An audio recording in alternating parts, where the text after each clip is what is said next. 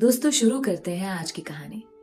मैं आज भी शदीद झुंझलाहट का शिकार था और वो आज भी हंसती मुस्कुराती मेरे सामने आ गई थी। ना जाने क्यों वो मेरा जब्त आजमाती थी और मैं उस वक्त से डरता था जब मेरे जब्त का पैमाना लबरेज होगा तो उस दिन ना जाने क्या होगा।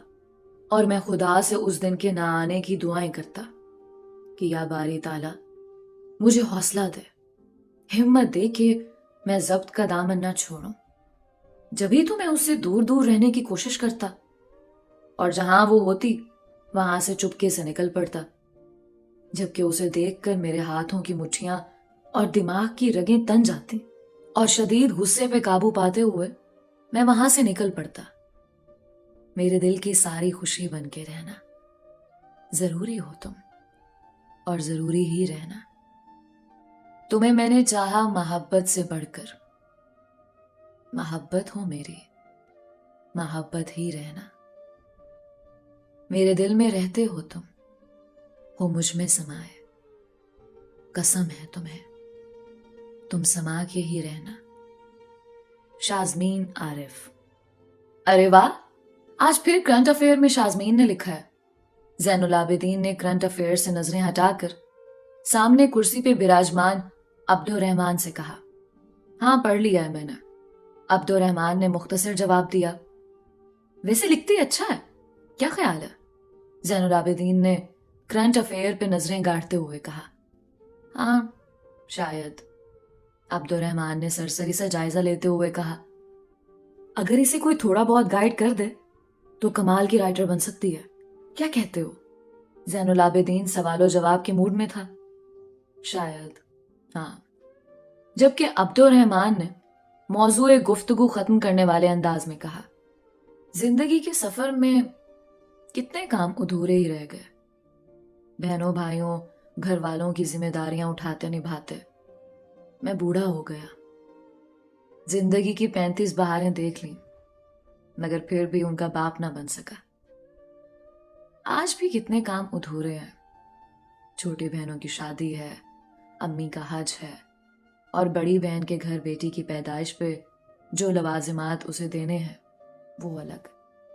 छोटे भाई की महंगी फीसें और उसकी ख्वाहिशात सब मेरे ही तो जिम्मा है। मैं आंखें बंद किए जहन में उमड़ने वाले ख्यालात को एक फिल्म की तरह देख रहा था। अगले दिन ऑफिस में वो किसी ताजा फूल की तरह महकती हुई हंसती खिलखिलाती मेरे सामने आ खड़ी हुई और बराह रास्त मुझसे मुखातिब थी, रहमान साहब कैसे हैं आप? शुक्र है अल्लाह का, मैंने मुख्तसर जवाब देकर निकल जाना चाहा, मगर वो मेरे सामने आकर ऐसे खड़ी थी कि मुझसे कुछ कहना चाहती है और उसने वक्त जाए किए बगैर कह ही दिया, मैंने सुना है आपके पास अच्छी अच्छी किताबों की लंबी लिस्ट है, मुझे भी दें, मुझसे भी अपना इल्म शेयर किया करें, मैं भी आपका कलेक्शन देखना चाहती हूँ। उसने हक जताने वाले अंदाज में कहा और उसकी बात सुन के मैं सिर्फ इतना ही कह सका, जी, और वहां से पहलू बजा कर निकल गया।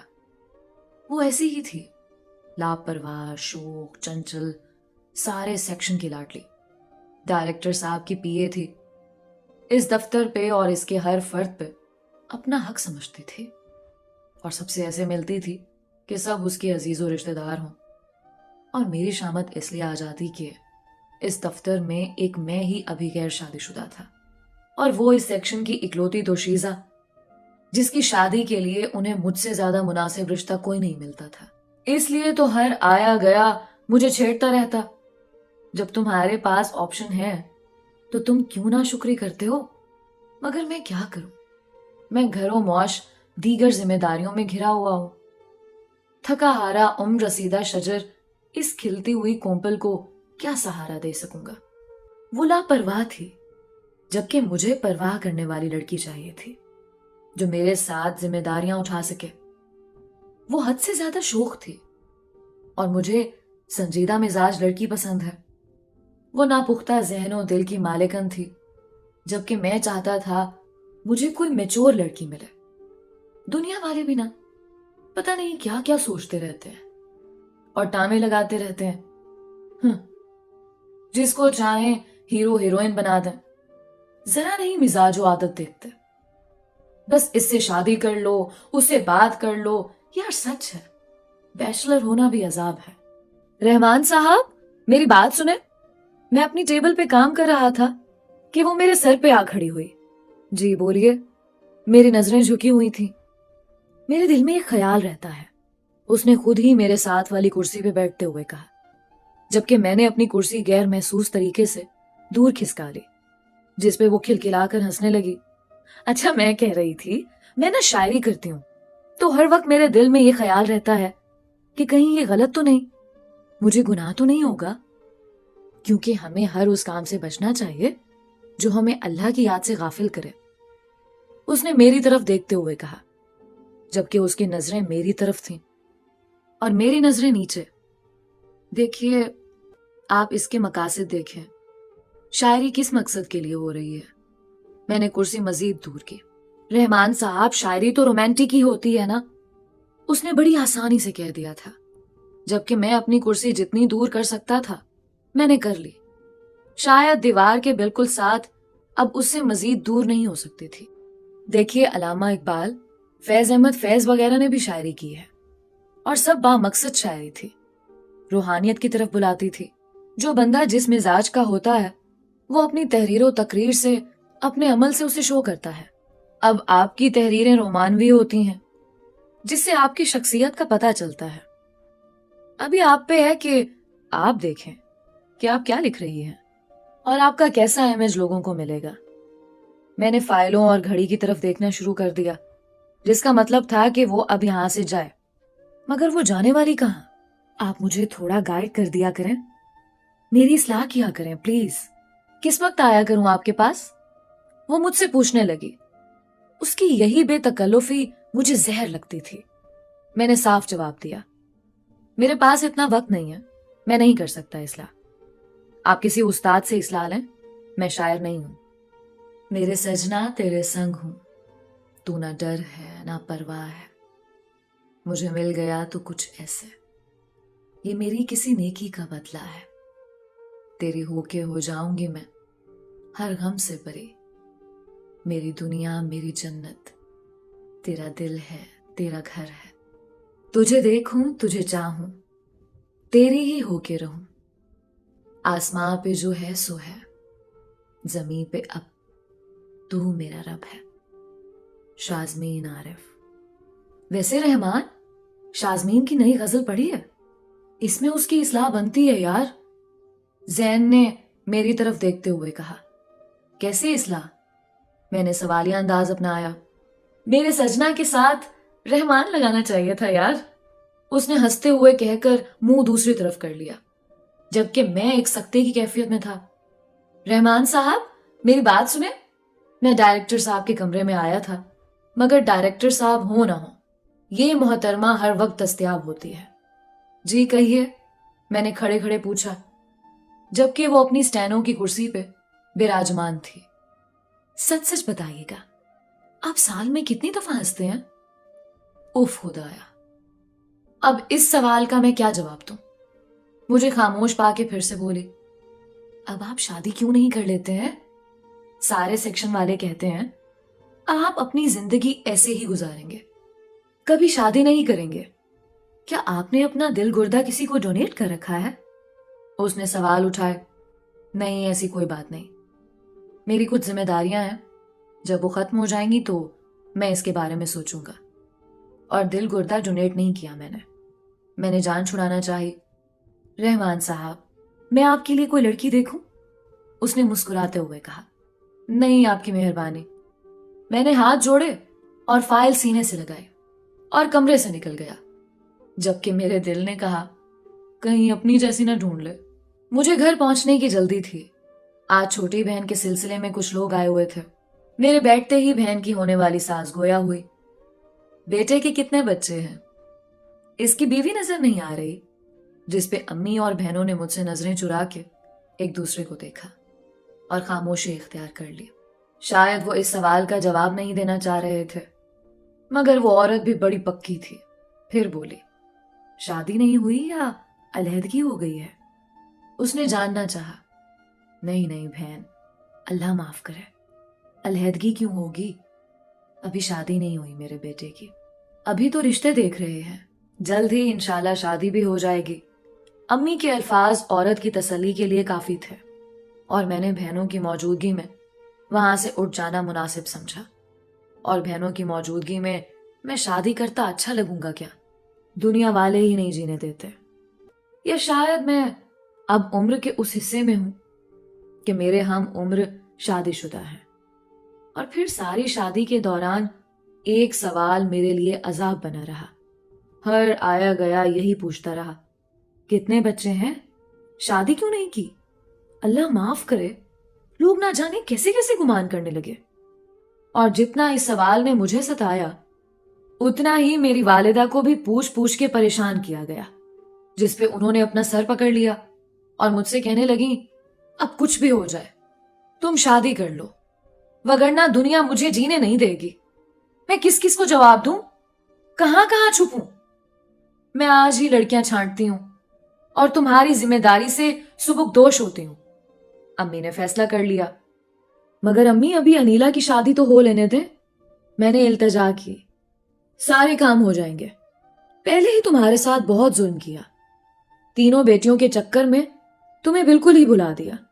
अम्मी ने अफसोस किया, बहनों में उलझ के तुम अपनी जिंदगी की बहुत सी बहारें देख ही ना सके। अब अल्लाह मालिक है, तुम अपना घर बसाने की करो, मुझे कोई लड़की बताओ या मैं ढूंढ लूं। अम्मी ने इस्तेफामिया नजरों से मुझे टटोला।